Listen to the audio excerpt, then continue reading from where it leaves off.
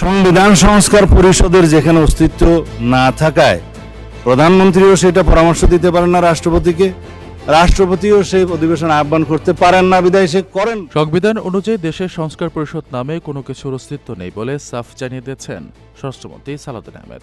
রোববার 15 মার্চ বেলা 11টায় ত্রয়োদশ জাতীয় সংসদের প্রথম অধিবেশনে দ্বিতীয় দিনে যোগ দেওয়ার আগে সাংবাদিকদের এক প্রশ্নের জবাবে তিনি এ মন্তব্য করেন। স্বরাষ্ট্রমন্ত্রী বলেন, রাষ্ট্রপতি নিয়ম অনুযায়ী জাতীয় সংসদের অধিবেশন ডেকেছেন, কোনো সংস্কার পরিষদের নয়।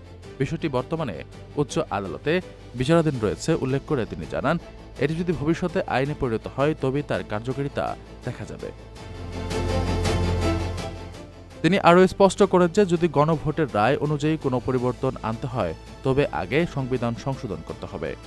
সংসদে আলাপ আলোচনার মাধ্যমে সংবিধান সংশোধিত হওয়ার পরেই কেবল এ ধরনের পরিষদ গঠন বা শপথের প্রশ্ন উঠতে পারে। এ সময় সংসদের নিরপেক্ষতা বজায় রাখার প্রসঙ্গে মন্ত্রী উল্লেখ করেন, স্পিকার ও ডেপুটি স্পিকার ইতিমধ্যে দলীয় পদ থেকে পদত্যাগ করেছেন।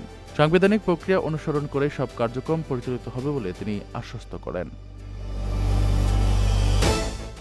আপনার স্বপ্নগুলো আকাশ ছুবে প্রবাসীর হেলিকপ্টারের মাধ্যমে। বিয়ে, জন্মদিন অথবা যে কোনো বিশেষ প্রয়োজনে হেলিকপ্টার ভাড়া করতে যোগাযোগ করুন স্ক্রিনে দেয়া নাম্বারে। প্রবাসীর হেলিকপ্টার, নিরাপদ ও সাশ্রয়ী বাহনের বিশ্বস্ত নাম।